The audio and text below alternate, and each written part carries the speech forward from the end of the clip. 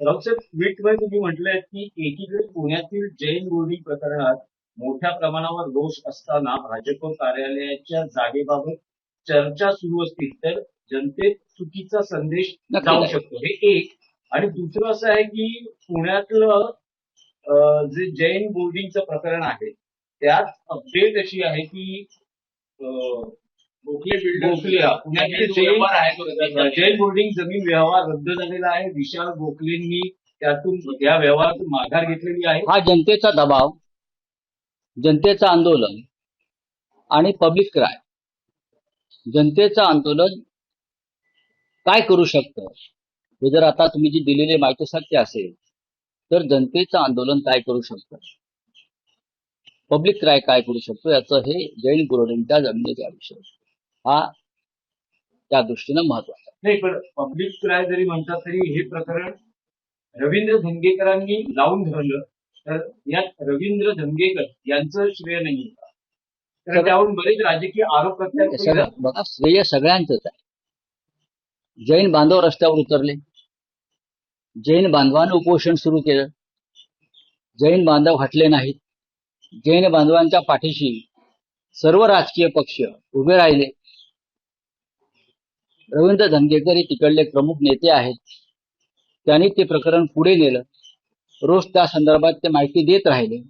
त्याच्यामुळे त्यांचं रिसर्च तर त्यांचं शोधकता ही सुद्धा महत्वाची आहे.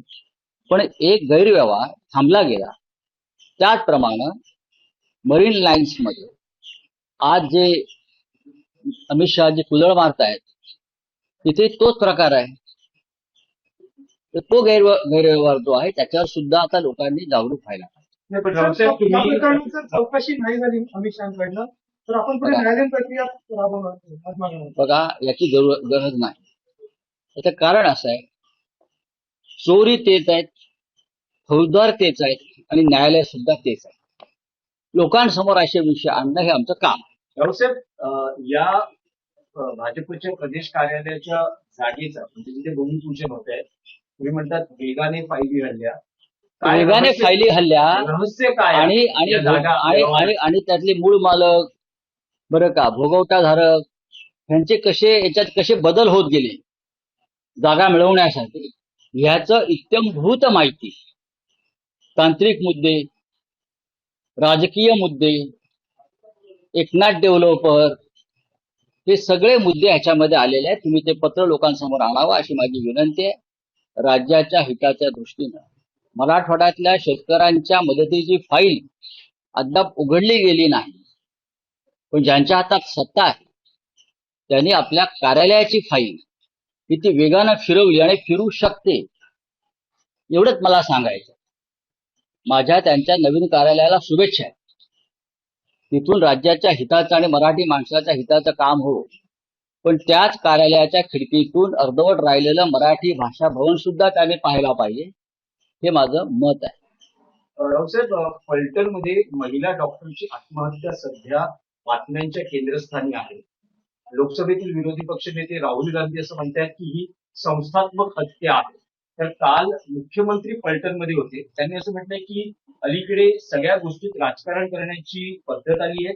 रणजित दादा आणि सचिन पाटील यांना बदनाम करण्याचा प्रयत्न सुरू आहे आणि या प्रकरणात थोडीशीही शंका आली असती तरी मी हा कार्यक्रम रद्द केला. फडणवीस खोटं बोलतात, त्यांना खोटं बोलण्याचं व्यसन जडलं. राज्याच्या मुख्यमंत्र्यांनी इतकं खोटं बोलू नये.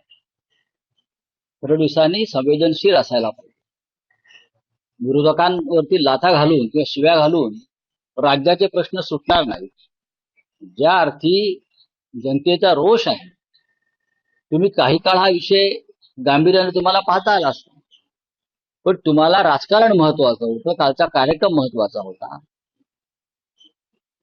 त्याच्यामुळे तुम्ही काय तिथे गेलात. डॉक्टरची आत्महत्या, एका महिला डॉक्टरची आत्महत्या, हा विषय जर तुम्ही गांभीर्याने घेत नसाल, मुळात ही हत्या झाली याला तुम्ही जबाबदार, एक लक्षात घ्या. त्या मुलीनं आत्महत्या केली आणि तिला करायला भाग पाडल्याचा अर्थ कायद्याची भीती. आता isakal.com आहे देशातील नंबर 1 ची मराठी न्यूज वेबसाईट. प्रत्येक अपडेटसाठी isakal.com ला नक्की भेट द्या.